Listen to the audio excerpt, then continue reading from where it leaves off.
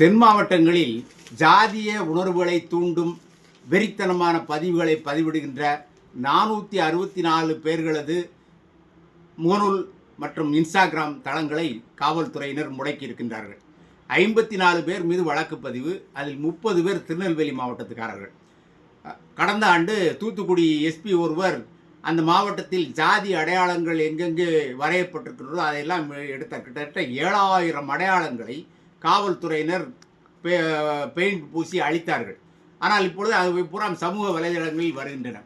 இல்லை சட்ட சிக்கல்களையும் எதிர்கொள்கின்றார்கள். இப்பொழுது ஒரு மாவட்ட ஆட்சியர் ஜிபிலி படத்தை பகிர்ந்ததற்காக பணியிட மாற்றம் செய்யப்பட்டிருக்கின்றார்.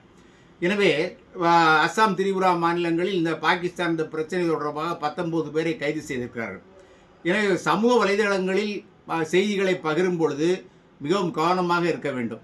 எனக்கு கூட என்னுடைய பதிவுகள் லோ பீடில் போகிறது என்று காட்டுகிறது. 3 ஆண்டுகளாக 13 ஒரு 7-8 பேர் மற்றவர்கள் போட்ட செய்திகளை சரிபார்க்காமல் போட்டதனால் வந்த விலை.